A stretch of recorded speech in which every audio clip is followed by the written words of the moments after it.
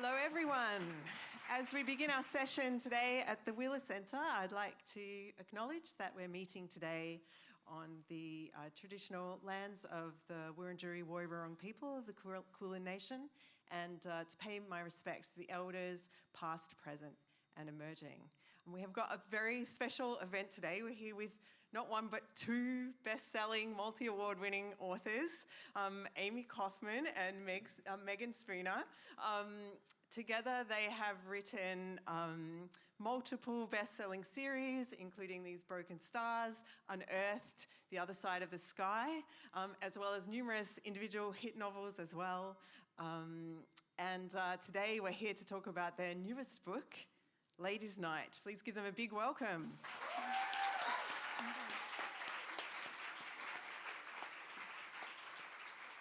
So before we dive into the book today, I'd like to take you both back in time to the beginning of your collaboration. And I'd love to hear the story of how you first began to collaborate and found your way to your first novel.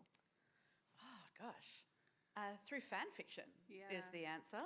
Online. Isn't it always? Yeah. The internet. Yeah, we met basically writing collaborative fan fiction together. So we've literally been writing together since the moment we met. Yeah, which will be, we realised, 20 years this coming October. Yeah.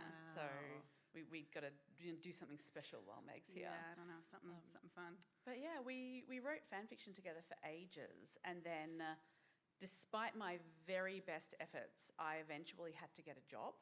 Which was, you guys, I did like 3 university degrees first. I just kept going round the roundabout, refusing to get off. But eventually had to get one. And that meant that during Aussie sort of prime time, I was then not around, which was American evening, which is when Meg would have been around. So we sort of had to come up with a way to stay in touch and stay in each other's lives. Yeah, and we started sort of branching out from fan fiction, and we started writing original fiction together, and we started writing this weird story about these two people who crash land on a strange alien planet together. And we played with them for like a year and a half. Yeah, the intention was just to, we weren't trying to write a book. No, we were just just trying entertaining to write each other. Stories. Yeah. And we thought, when we get bored of these two, we'll just do the next two and then the next two. And then we just never got bored of them. Yeah. And so in the meantime, Meg was making an actual serious effort to get published, which I was not, and sold her first book. And we both kind of looked at each other and then looked at this thing we were doing and then looked at each other again, and we were like, do you think they give us money for that one too? Yeah, we basically emailed my agent. We were like, look, we've been doing this thing for like a year and a half, and we don't really know what it is, but have a look and see it. And he was like, okay, here, have a 3-book contract. And we were like, wait, what?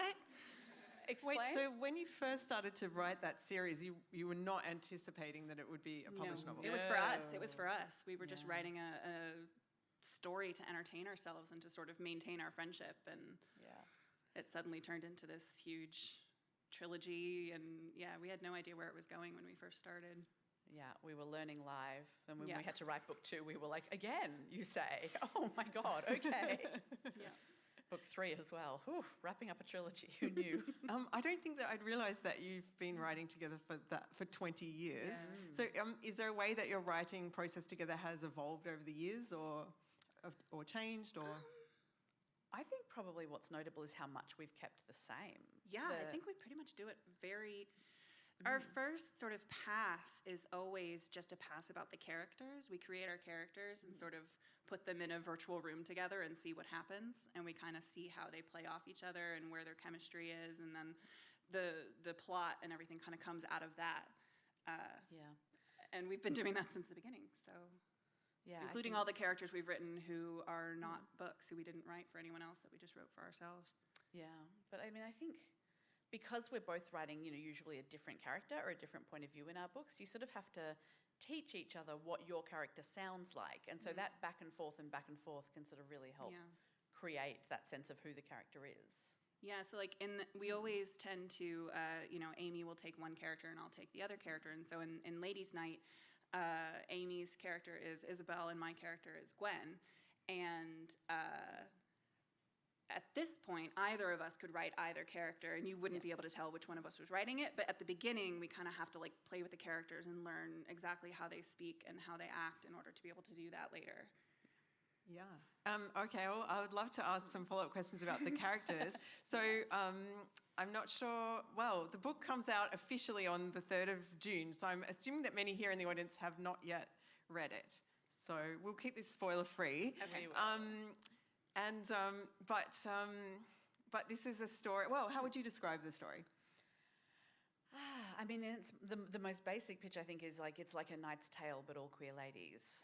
But which is where it came from originally. Exactly where it came from. But yeah, it's about a noblewoman called Isobelle who has been put up as the prize for the local tournament, who recruits the local blacksmith's daughter who has always dreamed of being a knight. And the idea is, well, what if Gwen wins the tournament and then she gets the prize money, which helps her out? Isobelle doesn't get married by the winner, which helps her out. Everyone walks away with what they want. And then as the story progresses, they become a little more confused about what it is that they want from each other. Yeah. I read a couple of reviews of the book in preparation, and a couple of them name-checked A Knight's Tale. Yeah. So I just thought I'd read these to you and get your reaction. If you loved the movie A Knight's Tale but wished it had women in it, was one. And it's as if two friends watched A Knight's Tale and went, okay, but what if it was gay instead? Literally that is what happened. Literally that is what happened. We were, like, during the depths of lockdown, do you guys remember we all used to do this thing called Netflix party during lockdown? Yeah, everyone's nodding. And so, you know, you could align your screen so you were both watching at the same time. And so like Meg and I would chat to do each other, movie nights because we were stuck on different continents. It was the longest we'd ever gone without seeing each other. And we were watching A Knight's Tale, which we both loved when it came out. Yeah. And then when you watch it 20 years later, there are still so many great bits, but we were like, oh, I wish 20 years ago me had noticed that there are no women in this. There are two women. And well, you only know Kate the blacksmith's name if you watch the credits. Yeah. No one calls her Kate at any point. We were like, you know, like, wouldn't it have been incredible if this movie had had more women in it? And eventually the conversation became, oh, hang on a minute, you know, we're writers. We could, we could do this. This has happened to us before. It happened with Unearthed. We were like, what if we could, like, combine Lara Croft and Indiana Jones? And we talked about it for like an hour and a half before we were like, oh, wait, we actually can do that. Yeah, we have a skill set. It keeps happening. But yeah, so it literally came from watching that. And of course it ended up, you know, different in a lot of ways, but it's still got that kind of cheeky anachronism and, you know, the questions about class and sort of disguising your identity, and was by far the most fun thing we've ever written. So if you each had a character that you were sort of maining, I was very drawn to the character of Gwen in the book, and it was also the first time that I realised that the name Gwen is very similar to the name Gawain. Meg, I'd love to hear you just talk a little bit about Gwen and the process of creating that character. Oh, gosh. Well, you know, I've always really loved the idea of blacksmithing, and I've always wanted to learn to do it, and this was sort of my excuse to go on a deep dive. I mean, I didn't actually learn to blacksmith, much to my dismay. I wish I could have, but pandemic, you know. A lot of YouTube, a lot of books. But as I was doing that, there's this this strength to Gwen that was really the first trait of hers that I really locked onto. And as cheesy as it sounds, it really came from the idea of blacksmiths are strong. So, like, I had this idea that she had this, like, underlying strength and this drive that she knew she wanted to be a knight, you know, from a young child. And I just felt that, I just totally lost my train of thought. That's what happens to me when I talk. With Gwen, a big part of her journey is learning to accept that she's allowed to be whoever she wants to be without asking for anyone's permission, which she struggles with pretty much until she meets Isobelle. And Isabelle's like, come on, get up here, let's go. And it kind of like unlocks a door for her and lets her step up and become who she's supposed to be. Yeah. And what was the process for creating Isobelle, if that was your domain? I mean, her kind of guiding star, if you like, was kind of Elle Woods from Legally Blonde. Like, not that I was writing Elle, but one thing I really, really love about Elle Woods in Legally Blonde, which is one of my favourite movies, is that she's so overwhelmingly positive about things. Like moments when she could be unkind or where there's an easy shot to take, she never does. And then she almost makes you a little bit ashamed of yourself because she comes out with some beautiful positive frame of this thing that you were looking at. So I was looking for that kind of, absolute superpower, self-belief kind of energy. But she's still very much stuck within this system. She's still, she stopped paying attention to the court games for a moment. She found herself and her dowry, more importantly, put up as a prize. And so, we thought a lot about what's different about this kind of story when it's women. And one of the things we wanted to do was have her not passively sit there and wait for a knight to come along and rescue her, but to engineer her own saving. And so she goes out and recruits the person she needs and convinces them to do it. So the very first scene that we wrote together was not the first scene in the book. The very first scene we wrote together was Isobelle showing up outside Gwen's window at night, throwing rocks against the window to get her attention. And when Gwen opens the window, Isobelle basically says, "Get in, loser, we're going shopping." Yeah. Only she says, "Climb down, lady, we're going out." Yeah. And they go to this tavern where it's ladies' night. And Isobelle lays out her whole plan. And Gwen is just sort of swept into it and just sort of like overwhelmed by the sheer charisma and will of this girl who's sort of engineering her own fate. Yeah, and manages to make this completely insane plan sound like a sensible course of action. Like a reasonable idea, yeah. So there was another character in the book that was actually my favourite character, which is the narrator. Oh, yeah. And I'm really curious how you came up with the idea to sort of have this, this dry, funny narrator sprinkling in and out of the narrative. Yeah, so the narrator shows up between chapters to talk to you about what's going on in the story.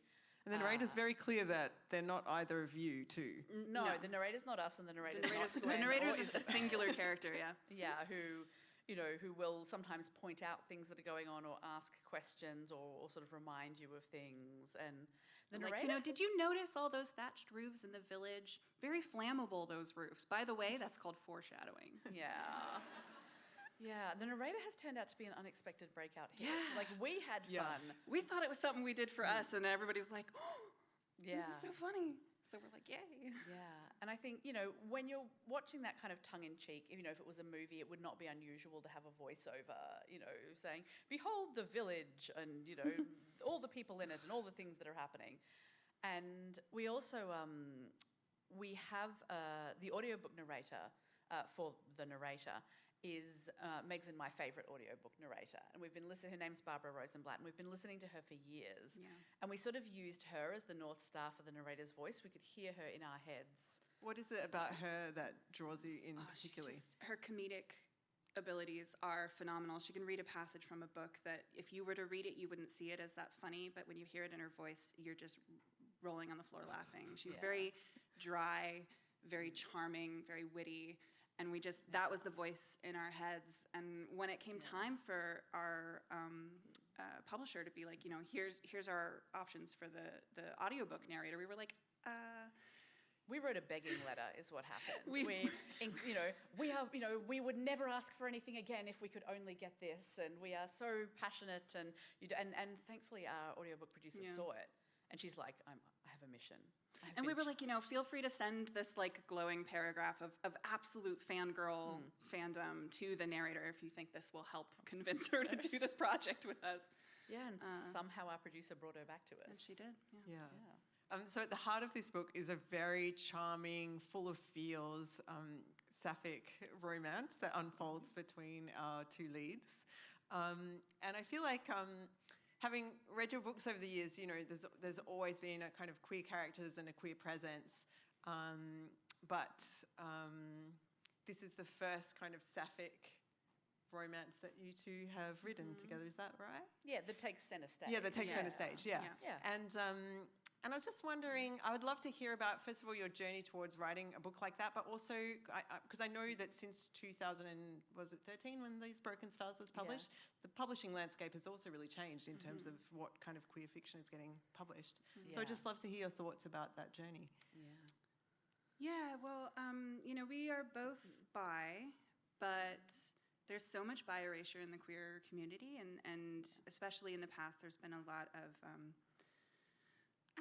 of, well, if you're bi, then you're not really queer kind of sentiment. And I think to a certain extent, at least for me, it kind of felt a little bit like I wasn't allowed to write a queer book, or at least one where the main couple, the sort of center stage couple is. And I think somehow when we were coming up with the idea for this book, I don't even remember when it happened that we knew it was going to be a queer story. It just kind of always was. And it just felt like sometimes you'll have an idea for a book and you'll be like, I'm not ready to write this yet. And like I'm not good enough. I need to keep working on what I'm doing. Yeah. But when the idea for this one showed up, I think we just both instinctively knew that this was going to be a Women Who Love Women book. I have this really vivid memory from early 2015, so 10 years ago. We were on tour for our second book, This Shattered World, and I remember I don't know if this kid even if you even heard this kid say this. I'm not sure, but I remember it. Yeah, this kid came up in the line with the book, and there were two minor characters in This Shattered World who were gentlemen who happened to be married to each other, and it wasn't a part of the plot. They were just part of the rebel gang, and you knew that they were married. And this teenager came up in line and leaned in close, like what he had to say was a secret. And he said, "You have gay marriage in your book." And I went, "Yes." And he said, "Why?" But not in a like, ew, why, but just an amazed why. And I said, "Because the book is set in the future, and that's what the world is going to be like in the future." And he just picked up the book and held it to his heart and said, "Thank you," and then off he went. And that guy's out there somewhere now in his late 20s having no idea that he's changed everything we've written since. Just seeing his face and seeing how seen he felt and how important it was really... It's kind of the permission that Meg was saying that she didn't feel earlier. Well, and it's more than the permission, it's a request. You realise what it means. It's a mandate. And so I think, ever since then we've been thinking hard about, because especially when you write YA, you're writing for people who are often figuring themselves out. I still remember the first time a kid came up to me. It would have been 2016, because we were signing Jamina, Jay and I, and this kid came up and said, "Oh, would you sign my book in the back of the book, please?" And no one had ever asked me this before. And I didn't know why they were asking. And I said, "Sure." And I flipped it to the back, like teenagers ask for strange things all the time. I picked it to the back and I said, "Oh, why am I doing this?" And the kid said, "Oh, because that's going to be my name, but I haven't let people know yet." And I suddenly realised, oh, you're coming out as trans to me, and I don't think you've ever done this before in your life. I think this might be the first time. And so I sort of drove an elbow into poor Jay Christoph, who's sitting next to me, whose head snapped up reflexively, and I said, "This is so-and-so. We're just signing in the back because this is going to be their name." And Jay cottoned on and went, "That's great. It's so great to meet you." And you're trying to, in 30 seconds, download as much validation as you possibly can. But these really powerful reminders of that you are helping people figure themselves out, If books like this had been around when I was a teenager, it might not have taken me until my 30s to figure out that I was bi, it's important to see representation of all kinds of people who are queer in every way. Well, that was one of the really authentic and I think lovely things that I found in the Gwen storyline is that Gwen does go through a lot of are these feelings is this just my very good female friend?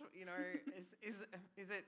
What does it mean to feel this way for another girl? And that felt like a very authentic set of teen experiences when you're not getting external validation about who you are, but you still trying to figure it out anyway. Yeah. Right. And we see Isobelle not even know it's an option and have to slowly work out, wait a minute, is there option B that no one told me about here? That I didn't have to choose any of these men? So, and I think that's a really common experience. You mentioned that sort of when you were growing up, there weren't a lot of books where you were sort of seeing your experiences, but I'm really curious, like, what did you have a set of sapphic influences or characters that you loved, or even places kind of like A Knight's Tale that you're like, this would be so great if it was only queer? I mean, we were just talking before a little bit about this, and I was talking about an author named Mercedes Lackey, which I don't know if anyone out there knows, because she... If anyone knows, just shoot your hand up. I'm so curious. Oh, yay! Oh, wow! Oh, that's Yes. awesome.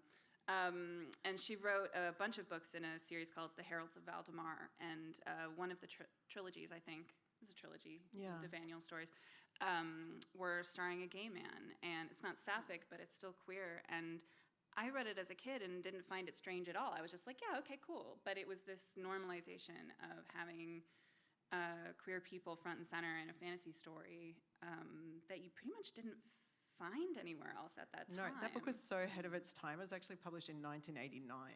Which blows my mind. Yeah. Yeah. So that was a big one, and I think there are a lot of fantasy stories from that time that have sort of queer coding, but you have to really look for it. And I think when you're a little kid, you don't necessarily pick up on that. But later I had models like Willow from Buffy the Vampire Slayer and stuff, and that sort of helped nudge me along and make me figure out what was going on. Yeah.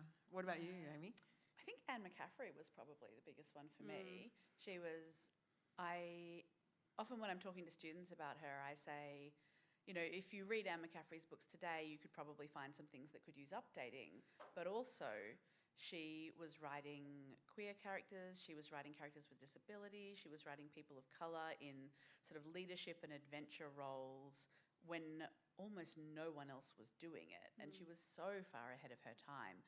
And she wrote these very queer normative worlds that I really enjoyed, because I think one thing that we often see authors do is they create a fantasy world, but they import a lot of things from our world that didn't necessarily have to come. That it's like, if you can say dragons are real, you can probably just say there's no homophobia. You know, if we can wave a magic wand and do a spell, then like, do you have to have kind of the violence of racism in this book, or could you come up with a different way to come at it? And so I think for me, that really heavily influenced the way I went on to write really queer normative worlds, where it's just another aspect of you and it's not the most interesting one. Speaking of dragons are real. Yeah. I think I'm allowed to talk about dragons. Lock Up Your Dragons is on the front cover of the book. I believe that you two kind of have a little history of dragons, or not. Yeah, Is this the case? What's your history with dragons, is how I should I mean, phrase the that. very fan fiction that we met writing was Anne McCaffrey, yeah, and her Dragon Riders of Pern series. Yeah. So, which is a series in which the dragons are very much the good guys. And in this series, the dragons are not the good guys. They're extinct now, but they used to attack villages and eat people, and they were. And it took us a little while to get into the groove of tough. dragons as bad guys, because, you know, we were so used to thinking them as allies, but we managed. We did it for you guys. So because you have both been drawn to dragons for so long, I'm dying to ask, the dragons are having kind of a renaissance at the moment. Yeah. What is it about dragons? What a good question. I mean, is it the same thing that's sort of about dinosaurs? Like, they're so big and they're sort of these awe-inspiring creatures that are on a scale that human brains aren't used to dealing with. And I think that they're a powerful symbol of magic as well. I mean, a symbol of magic that can be good, that can be bad, can be a friend, can be destruction. And I think we're living in a world right now where we can go from good to bad, from friends to destruction really easily. And I think dragons and magic have a powerful hold on us. And I think a lot of us as kids were told not to believe in magic, not to spend so much time reading fantasy. I mean, maybe it's just me, but I suspect I have some friends in the room who can empathize. And I think, you know, once you grow up, you're like, well, maybe I'll take dragons back and make them my own. So I think you've got a lot of authors who are of our generation who grew up loving dragons, had to set them aside, and now they're sort of reclaiming them. Normally, I would ask, what was your process of historical research? But in this series, it's historical-ish. I I mean, there are cheerleaders at the tournament, Yeah. so, you know. So So what I'm really curious to know is how you walk the line of pastiche, like what to include, what not, what would explode the believability of the story and what wouldn't. Yeah, we sort of had a rule that if it was going to be something that was a bit anachronistic, it had to be something that could have been invented but just wasn't. It had to feel like it came organically in that world. Oh, so what would be an example of that from the book? Well, the cheerleaders, for instance, like the cheerleader, as the nights are going out, there's sort of no reason that you wouldn't have cheerleaders, jumping up and down and waving pom-poms and cheering for the knights. It just didn't happen, but could have happened. Yeah. Like there's no technological element that's required, Yeah. And I'm really curious about the same thing in terms of the humour. I often wonder how do you, because there's so many genuine feels in this book, especially in the romance side of things. And then how did you go about interweaving the humour without kind of blowing up the realism and the feels? How did we? I mean, I guess for me, it's anytime I didn't feel like making a joke, I didn't. Yeah. When it got too serious or too romantic and making a joke would feel awkward, I just didn't make one. Well, but I think to some degree you've sort of got to hold your nerve on those moments, because we all know that feeling of like things are quite intense and quite serious, and then someone punctures it with a joke. And sometimes that's exactly what you need, but sometimes it kind of takes the wind out of the sails of the moment. So you sort of have to be, when you're not making a joke, unafraid to just really go wholeheartedly into the big moment. And we decided early on that we were not, as we wrote our first draft, that we weren't going to censor ourselves in terms of the humor and in terms of the historical anachronisms. We were just going to go for all the ones that we thought were funny and leave it up to edits to pare back. And as it turned out, we got rid of almost nothing. Yeah, but it was very freeing at first because, I mean, this was a book that we wrote just after lockdown. Like, I have a theory that every author who was writing or in any way active during 2020 has a COVID book, and that for some people it was written in COVID and some it was after. Some it's literally about COVID, and for some it's, a rom-com, or for some it's, an escapist book or whatever. But everyone wrote a book that somehow responded to their COVID experience. I mean, and some of them, they're real dark and you can tell. But this one, I think the two of us, we both individually came really close to total burnout during lockdown. I mean, I don't need to tell Melburnians, what we did. But, and Meg was... Even the feeling in the room just changed. Yeah, right? But, I mean, Meg was in the same position, except she was in a state where half the state were doing the right thing and locking down, and the other half of the state were throwing Just barbecues and laughing at parties, them. yeah. So, I think in some ways worse, because at least we felt like we were doing it together. But we both, kept writing through lockdown, because that was partly because it was our job and, we needed to support ourselves, and partly because, it was the only way you could escape. But when you're writing, you're sort of taking stuff out of your well, and nothing's going in when you don't leave the house ever. So we both, I think, came pretty close towards the end of it. We were using non-renewable resources to keep writing. And so when we sort of thought, how are we going to recover from this? The answer was to write this incredibly funny, joyful story, which is why we had this rule that every dad joke you can think of, just stick it in there, every silly moment, every funny or over the top whatever, and we'll sort it all out in post. We'll figure out later what not to keep. But it was we were refilling our own wells by making each other laugh and by making each other happy. And by having characters who surprise you for the better, who show up the way you would want them to, and just people supporting each other and people being better. Yeah, and there are lots of female friendships in this book, but what there aren't are mean girls. They just support each other. Yeah. They just look after each other. And we wrote this kind of wholesome, cozy, funny, joyful thing to look after ourselves, I think. Yeah. I saw the word cozy used quite a lot to describe the book, and I'd been curious if that was how you would both describe it as well. I don't think we were using it at the time. Yeah. But I think for me, a cozy book is one that has little slices of life and little moments where, the story is moving forward, but also you're pausing to enjoy a moment that you're in. And this book does have a lot of that, I think. I think it feels cozy. I think it's not a word we were chasing or a subgenre we were chasing as we were writing, but like once we'd finished it and people were like, oh, this cozy fantasy, and we're like, oh yeah, I guess it is kind of that. Yeah. Is the cozy fantasy phenomenon one that you were sort of thinking of yourself as part of, or? No.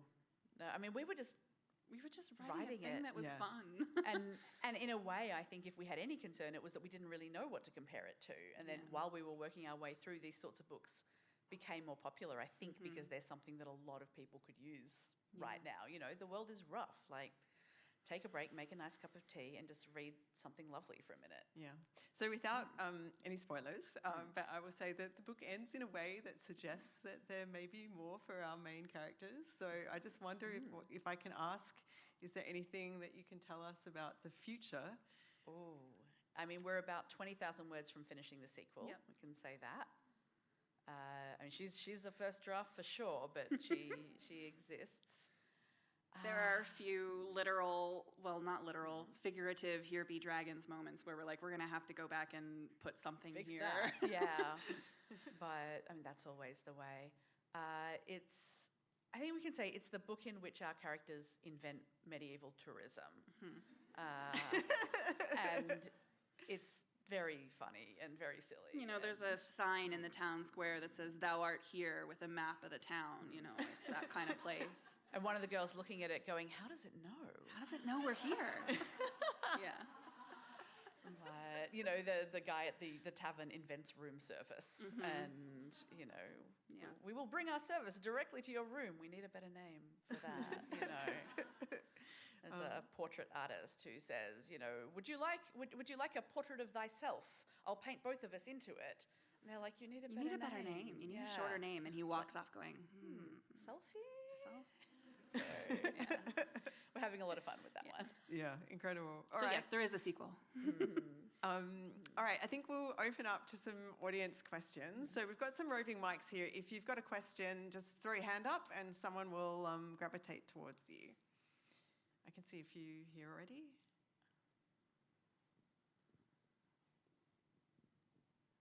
Is there a particular moment in this book that stands out to you as like a favourite moment that you wrote in it? Ooh. I can tell you my favourite moment Meg wrote, which the blurb I was probably the most proud of came from an amazing author called Ellen Kushner, and it says, "The sexiest gown unlacing scene in modern literature."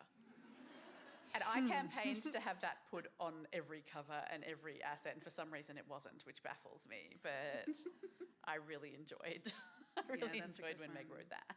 Yeah, honestly, I think my favorite scene is the one I already told you about, where Isobelle shows up under Gwen's. Just because as we sort of wrote it together the first time, and I honestly felt like Gwen being pulled into this adventure by her writing. Somehow even I was like, yeah, this sounds like a great idea for her to dress as a knight and pretend to be a noble and go into this lion's den. No one will figure it out. And I just had this experience of almost being a reader of my own story, because her characterization of Isobelle was just so compelling. And once you read it, you'll understand that Isobelle is a force of nature. No one can stand against her. A little bit our dynamic. Like, it is actually. Like if I have one ability in life, it's just believing things into existence and being like, we were going to do it. And it's going to be amazing. And then just continuing in a line until that happens. And then Meg has learned over the years to be like, oh, we're going this way. All right. Okay, sure. Let's do it. It usually works. It usually does. That's the annoying part. The book is really queer normative, as you mentioned, but it's also got this really oppressive patriarchy in it. And I just wondered if it was difficult to combine those two. Very much. Yeah, it was tricky actually, because like we didn't want that sense of homophobia in it. But there are men in the book who have a very vested interest in maintaining the power structures that they've got. And in our world, you really can't separate out misogyny and homophobia. I mean, they're intrinsically linked. So walking that line was certainly difficult. Yeah, and one of the choices we made was that religion isn't a big feature in the book. Like you'll see characters say, oh my God, occasionally. So you have a sense that it perhaps exists somewhere in the background. But we didn't want it to play a big part, because I think, you know, when you're going back to like the 1200s, how would you separate that homophobia from that religion? So I think we sort of, that was one of the ways we went about it. But yes, it was tricky. And I feel like it's like, I'll accept a little bit of patriarchy in exchange for the trope of a girl dressing up as a knight. Yeah. Right, that's the thing, is you have to have a bit of patriarchy in order for her to need to dress up as a knight. You know, if we're in total egalitarian heaven, then she could just do it as a girl. So Yeah, there are sort of systems in place that make their relationship difficult. Like, for example, there's this setup that Isobelle has a dowry. She's got a lot of money, but she can't access it herself, and she won't have access to it unless and until she marries a man, which isn't a big deal in this book because they don't even know that they're in love yet. But as their story progresses, that is going to become an obstacle for sure. So, like, you're not wrong to pick up on the fact that, like, how do you sort of there's a tension there, tease out those two different things. And I will say that was probably one of the biggest challenges of the book was figuring out how to walk that line. Yeah. Questions? We've got one here in the middle. Hi. So you've mentioned that you were inspired by A Knight's Tale, which has a great soundtrack. So I was wondering if there are any songs that you associate with the soundtrack of this book. Yeah, absolutely. Yeah, our UK publisher made this amazing playlist and introduced us to the concept of bardcore, which is like medieval instruments playing Chapel Rowan. The first one was like girls just want to have fun, but with like a lute and a harp, and like it's amazing, incredible. I was going to say I'll post it in my Insta stories, but I'm a sensible human who has Instagram blocked over the weekend. I'll post it on Monday in my Instagram stories because it is way worth a listen. And I mean, we listen to a lot of like Tegan and Sarah and, you know, sort of girl power songs when we were writing it. But honestly, we were so blown away by that playlist. It sort of replaced everything else. It's replaced everything else. It's so good. There's one down the front here. Thank you. This is fantastic to listen to the three of you, actually. I think the girls at Ivanhoe Girls have asked a lot since you visited, Amie, about the queer representation. And they've also been asking about, obviously, politically, what's happening in America. So maybe Meg can answer. What's the reception like of, I know, big question, right? But they're really interested in the reception of books and how things are blocked often in different places and how you both feel about that. Sorry. It's worth talking about. Yeah, it absolutely is. Yeah, I mean, I don't think any books should be banned. I think people can choose what they want to read. I mean, but the reality of it is different. Yeah, I mean, I have a middle grade series called Ice Wolves, and there is no romance in that. All the kids are 12, and no one even gets a fizzy feeling in their tummy when they look at someone. It's just not a romance book. And so I was surprised when I heard I can see someone holding it up. I was surprised when I heard from a school district that it had been banned for unnecessary homosexual content. Which firstly begged the question of their definition of necessary homosexual content, but I resisted the urge to ask. And after some contemplating, the only thing that we could come up with is that the kids, the ones who they can shapeshift into wolves and dragons, and the ones who can shapeshift into wolves are at this school, sort of quite a military school, and they have a combat professor called Professor NR. And someone once, when describing the way in which Professor NR is a badass, says, during the last battle with the dragons, she, held the wall for an hour with her wife before anyone came to assist them. And we assume it was the existence of the wife, which, when you think about the fact that, Just that one mention. I mean, the thing is, there's a secondary character who's non-binary, but that's not homosexual. I wouldn't have thought. I mean, maybe these people are fast and loose with definitions. I don't know. But I think, what I really object to is that other characters have spouses and those relationships aren't sexualized because the spouses happen to be, of the correct gender. But, I mean, this book will get banned in various places. Oh, absolutely. It'll be kicked out of libraries in certain conservative areas of the U.S. too. And, depending on how far certain people in power try to reach for banning books, maybe it'll get banned in more places. there's not really anything that we can do about that except to Yeah. keep writing the books that we think should be out there. Yeah. And honestly, I don't think I've ever been as proud of a book as I am of this one. So, like, I mean, bring it. Whoever wants to try to ban it, I think people will find it. Yeah, and our US publishers, particularly Harper and Penguin Random House and a couple of the other big ones, are bringing some really intense lawsuits against the book banning groups, and so we're proud to be a part of that. Yeah. But gee, I wish they could be spending their time and resources on other things. I'd prefer a billboard, to be honest, than paying for a lawyer. But here we find ourselves. Yeah. Yeah, I certainly feel very fortunate about the landscape we have here in Australia, where generally the experience is that if, we had that council up in New South Wales that tried to ban a picture book and it made national news. But that is something that will only stay that way if we all very much stay on it. Yeah. So, we as readers and writers have to be really prepared to continually push on that. And I mean, there's a reason why I'm here doing the book launch of Ladies' Night here in Australia. I love this country. We're trying. I'm trying to move here, Yeah. hopefully. So We don't if y'all make it can, easy, you guys. pray to Yeah. the flying spaghetti monster or whatever, But yeah, But yeah, it's a good hopefully question. we can hold on to that here. Yeah, over back to the audience. I think there's a question down the back. There I am. I'm going to bring it back a bit more fun. Sorry, that was a really important question.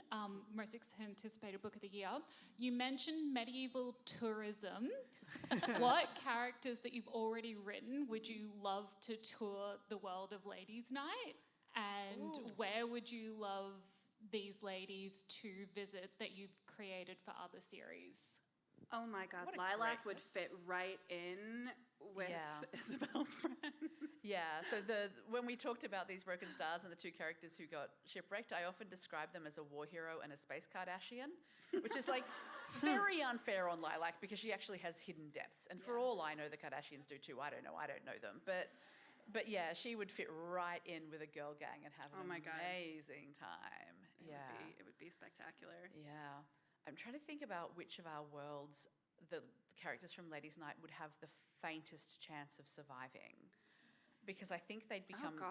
cautionary tales quite quickly, because in our other stories, it's usually quite grim. You're getting shot at a lot and things like that. I mean, I And- guess Other Side of the Sky, but Yeah. So the other side of the maybe sky. only north. Because Yeah, that one's a book about a prince who falls from a sci-fi city in the sky to this land below that's all magic and prophecy, and finds out he's in a prophecy, which is ridiculous because it's not science. But yeah, his world is safe. softer. Like, there's like laundry and I feel like Gwen and Isobelle would do okay below, though. I feel like Yeah. there'd be some culture shock for a while. yeah. But they would. Isabelle would find a way to create fashion. Yeah. Even though there's no bright colours in the world Yeah, below, she'd yeah. find a way to adorn herself with something. Yeah. She'd be sort of like walking through the swamps down below, being like, such an incredible variety of flora and fauna. Aren't we lucky to be seeing this? Meanwhile, Gwen, having been bitten by 1,000 mosquitoes, is trudging along behind her, like Muttering. swearing under her breath. Yeah. But yeah, I don't think they do great, to be honest. Like, Ladies' Night is a world where they, because we're anachronistic, have like croissants and hot chocolate for breakfast. And in These Broken Stars, quite notably, they literally don't eat anything except protein bars for the entire book. No, that's not true. They forage some grass at one point and they eat that. My mistake. Yeah. Yeah. Come on now. Not convinced that counts as food, but yeah. Yeah, perhaps here on the aisle. We've also got someone in the front here Hi. who's raised her hand a bunch. When it comes to writing a series, do you have like everything planned out from the start, or is it just more ideas, or does it vary from book to book? That's a good question. Yeah, I mean, it does vary, but it would be generous to say we know where we're Yeah. going. Very generous. Honestly, this was the first time we've written a book together where we knew where we were going. Yeah. Like, when I'm left Really? alone, I'm an outliner. So when I'm left alone, I've got pages and pages and I know exactly what's going to happen in the story. And when Meg writes alone, I'm teasing, but only slightly, she sits down and writes Once Upon a Time and is as excited as you are to find out where it's all going to Yeah. head. No, you're laughing, but she's not wrong. I Yeah. usually don't know where my stories are going, and I write them so I can find out the ending. But so How do you navigate that difference when I you're... don't know. Don't ask me. It's like if you Yeah. ask a centipede how they walk with so many legs and then they forget how. Please don't ask me how I do it. But I mean, so when we're together, usually there's a sort of a middle ground where we work out, you have to work out to some degree what you're going to do. Otherwise, you know, you pick up the book and the other person's written a chapter and you're like, oh, that person's dead now, are they? Oh, okay. Well, let me just cross off some of my future plans. Okay, but we do that sometimes. Yeah, I mean- Sometimes I hand a manuscript over to Amie and I'm like, so I know what the plan was, Yeah, but have her read and see what you think. And Amy's like, oh my God, again. it's happening. What It's has been always- one of the most shocking... has there been literally a character that was killed off? Can you recall an instance? I mean, it's hard to talk about without a spoiler, but in These Broken Stars, Meg did once come, we were flatmates at the time, come bolting in the living room and be like, hear me out, what if X person just dies? And those of you who've read the book know who I'm talking about. That was my fault. Yeah, and I was taken aback. But she was the one who wrote the beautiful chapters that followed, so. it worked No, I out. mean, yeah, I came on board it and wrote it in the Yeah, end. it was gorgeous. But I think for this book, this was the first time that we actually sat down together and wrote an outline. Much to my resistance. Well, I mean, so I pitched it to Meg as like, this feels like a book that needs a really tight structure in order to work. What if we just give it a go, and if you don't like it, we'll stop. And I still remember, because it was one of the best moments of my life. We got this apartment in Brooklyn and we were outlining and sticking up our notes everywhere. And about an hour in, Meg looks at me and goes, you get one. I told you so. And that's it. And I was like, I'm not even going to say it. I'm just so happy to She be just like lit up. I was like, I'm so happy that we're outlining. I don't even need to. Let's just keep going before it stops and goes away. Was there a process of adjustment for you with the outline, yeah. Meg? Like how did you, because I know that some people that don't like outlining can find it stifling or... That's a really good word for it. Yeah. One of the reasons that I'm resistant to outlining is that I feel like once you put a plot or events on paper, they sort of become real and take a sort of precedence in your mind. And for me, I tend not to be, or I think a lot of the time, sometimes I might not be as creative about like other ideas coming to me in the process. But one of the things I learned doing it this way with Amie is that actually, no, I will still come up with off-the-wall weird ideas in the middle of the night, no matter what we do. So, you know, it took me a while to trust that that was still going to happen. Because not all of those ideas are great, but every now and then one of them is What if good. we killed Yeah. X person? And it Yeah. turns out to be an iconic moment for the series. Yeah. So, and I think also I had to trust that Amie wasn't going to be upset if if we don't have an outline and I go off into the weeds, she can't really get mad. Right. But if we have an outline and something like, what if we like change everything? But you know. no, I mean, I think as we did it, like kind of Meg came to Oh see yeah, I that was like, oh, she's. I change my own outlines when I'm writing. It's not about, sticking to it religiously. Yeah. I think there was a question down the front. Some of them have been popping their hand up quite a lot. Yep. I have a few questions, but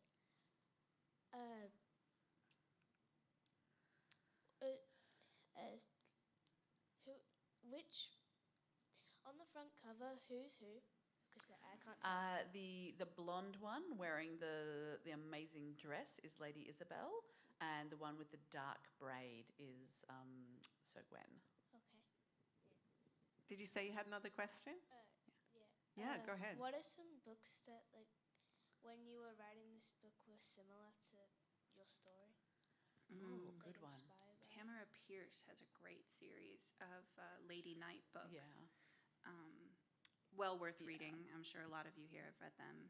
Yeah, and I think, I would never dare claim to be similar, but Terry Pratchett's work definitely has an influence on these books, because, he was so great at, he's probably the writer who's influenced me the most, hands down, but he's so great at punching up.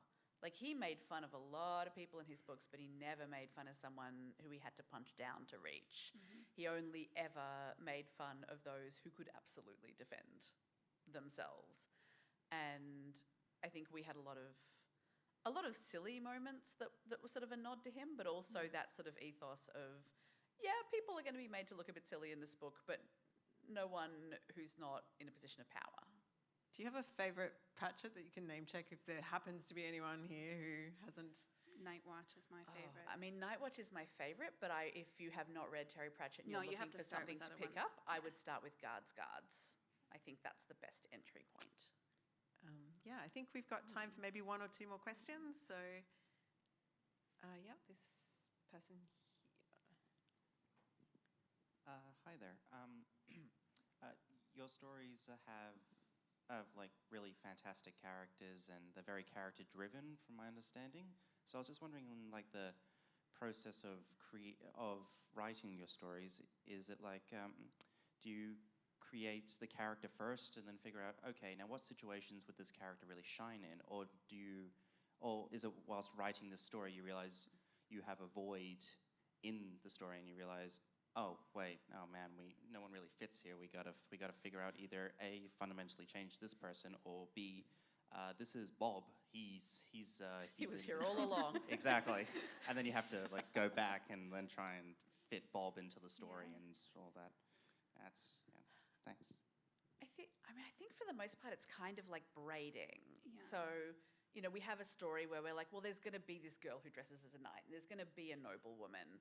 And so you know that much about the story, but then, okay, so who would they be, and what would have happened to them in the past to have brought them to this moment, and what kind of personality aspects would make them interesting? Yeah, and like, what do they want, and what are they willing to do to get what they want? Because, you know, a character's motivation driving the plot, that's like the easiest way to get a plot to move from A to B. But we've definitely had times where we've had to like create a new character for a specific purpose, and then go back and be like, they were actually here the whole time. Don't worry about it, guys. Can you tell us who is a Bob? It doesn't can't have to be think of from any Ladies' from Night. this- It could be from an Yeah, I was gonna say, I earlier don't think series. we have any in this one, but I'm no, trying to think. in The Other Side of the Sky, we had a sort of a high priest figure who became major later on, and so we were like, oh, I mean, I guess he was here all along. Let's just go back and weave him in a little. That's what edits are for, though. Yeah, so I mean, it definitely does happen. You're not wrong, but I don't think that happened in Ladies' Night. It was probably because we outlined it. Could be. Who knew, right? Me. I knew. Oh, there it is. The I told you so. Yeah. It's been coming since Brooklyn. I know. She's been sitting on that for, what, a year and a half? Yep. I think it's technically happened twice during this session. I am doing my best, CS Pacat, I swear to God. I think we've got time for one more question if there's a hand that wants to stick up. Yeah, there's one here sort of down the front. You got to keep it up so they can find you. I'm curious about how much contact you have. Like say when you're writing something, you know, even in a day, are you talking a lot across a day, or are you letting each other, like if you were writing your chapter and you're getting stuck, are you having chats to say, I don't know what to do, or are you really giving each other the time to write and then letting it land back in your lap? Do you know, in 10 years of interviews, I've never been asked that about co-authoring. No. Get asked a lot of co-authoring questions. Never had that one. So Yeah. there's still something new to see. So we talk twice a day, every day, basically, because I'm in the U.S. and she's here. We overlap in the mornings and evenings, you know, opposite each other. So, I mean, we're not always talking about the book is the thing. No, Like, we're no. just friends. Like, we were flatmates for years. We're talking about our pets and, you know, our dental appointments and kind of the things that you talk to your friends about. But when we're writing, we tend to just take the manuscript off and do our thing. And if we get stuck, we might surface and say, I'm thinking about doing X, or like, why happen? But I'd say 9 times out of 10, we just write the chapter, even if we know it's not 100%, and give it to the other person. And let them have a fresh read without being tainted by, you know, let Meg read it without me saying, I think it gets kind of boring in the middle of that conversation. It takes too long, but I can't work out what to cut. Let her see if she thinks it's boring, or do I just think that because I've been living with it for days? And we used to do that more. We used to sort of disclaim our own work to each other and be like, oh, I don't know, this one's not quite. But I think over the years, we've gotten to the point where we know if something's wrong with our chapter, the other one's going to find it. Like, and not in a bad way, in a really great way, in a really supportive way. And sometimes we'll like leave each other notes and be like, okay, it's your chapter now. I think this is what happens next, but like go for it if you think it's something else. And so we talk constantly, but not always about the book. And sometimes we'll like hit a point where we're like, oh, we need to do some deep brainstorming at this point. And so we'll have like a day or two where we set aside time to talk to each other just about the book. But usually it's a pretty smooth handover. If there is something in a chapter that's not quite working, I'm just really curious how you will navigate discussing that. I mean, there's a variety of kind of things. If it's something that one of us is like, oh, I think we actually need to fully unpick this, then you'll leave some comments saying, I'm wondering about doing this, and here's why I'm wondering, and leave lots of thoughts. And honestly, it's quite rare that the other one won't just read that and go, yeah, you're right, I sort of knew something wasn't right there, that's what it is. If it's smaller, we'll often just execute it, and you use track changes so the other one can see, but otherwise you're just sort of giving the other person a job. So if you think, oh, I think they just need to add a few lines of dialogue, I'll just do it. And then the other person can see what I mean instead of having to... Yeah, and that's just a matter of we've been friends for so long and we've been working together for so long that we know it's never about the other person. I'm never like changing something because I hate Amie and I want her to feel bad. No, it's because it's what's good for the book, and honestly, we're always on the same wavelength. And when we're not, it's usually because we're both wrong. Or both right, depending on how you look at it. Yeah, but like the thing we get asked the most is like, what happens when you fight? And like, which is always funny because we don't. We don't. We've never had a fight ever. We sometimes we have different ideas about what should happen next, but we sort of experience that as standing side by side, staring at a whiteboard, not standing opposite each other with boxing gloves on. So. Yeah, like if Amy's going for option A and I think it should be option B, usually the answer is it's neither of those. It's actually secret option C that weaves together everything that's good about my idea and her idea. And we figured that out very early on in our partnership, that there's really no benefit to anyone of one of us trying to insist that our idea is better, because it's always better when we come up with something that we both like. Well, here's to a long and successful collaboration in the future. Everyone, please give a huge thank you to Amie Kaufman and Meagan Spooner.